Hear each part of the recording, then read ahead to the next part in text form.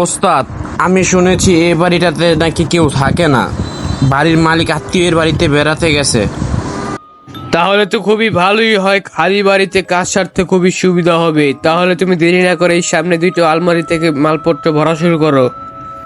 তুমি এই নিচতলাটা দেখো, আমি উপর তলা যাচ্ছি। ওস্তাদ, আমি এখানকার আলমারি মালামালপত্র ভরতাছি, ভরা হলে আমি ওপরে তালাতে আসবো না।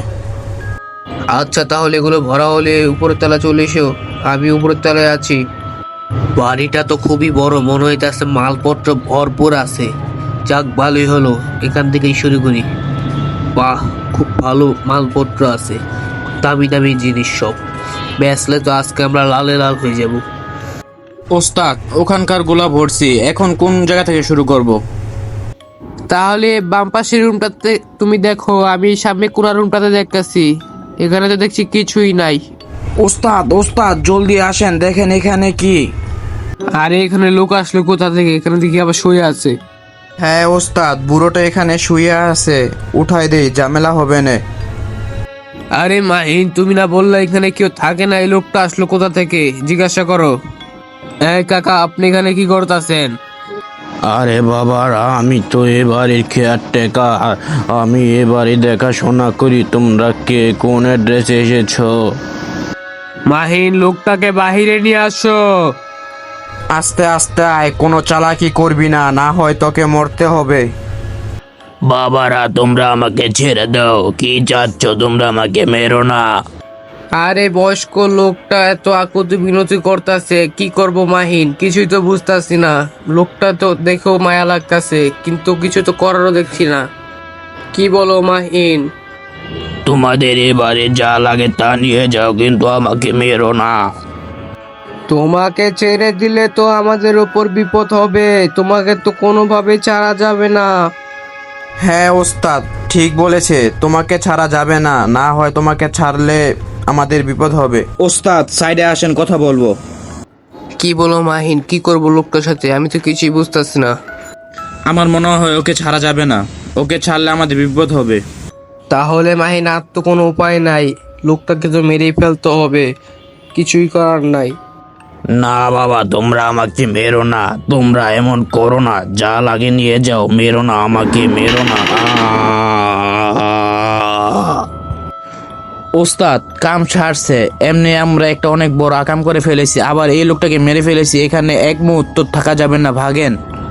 কি করতে এসে কি করে ফেললাম? লোকটার জন্য খুবই মায়া লাগতাছে, ভয়ও করতেছে। কি করব মাহিন, কিছুই বুঝতাছি না।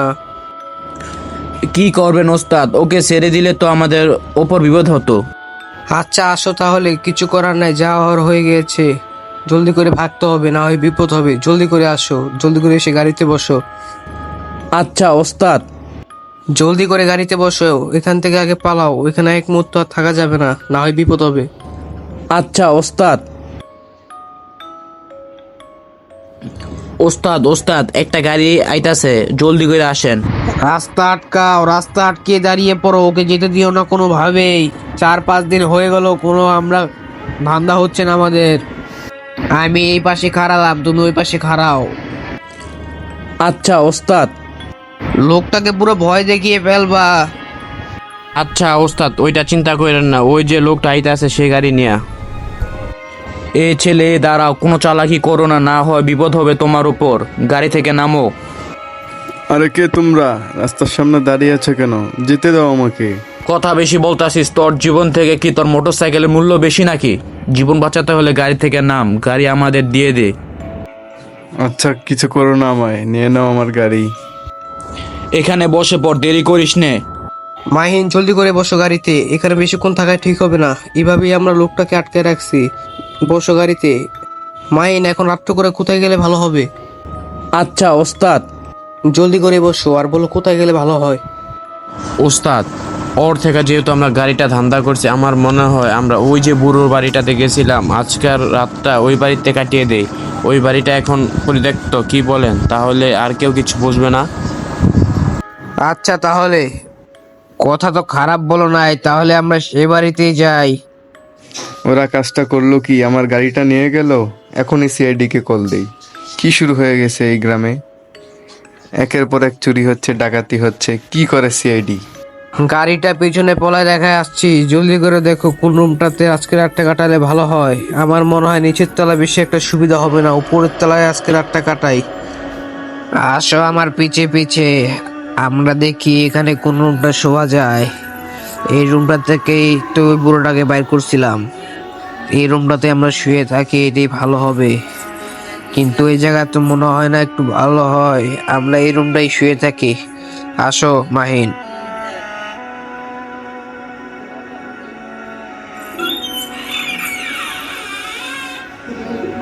আরে ভয়ঙ্কর শব্দ আসতেছে কই থেকে? আরে এটা কি পিছে?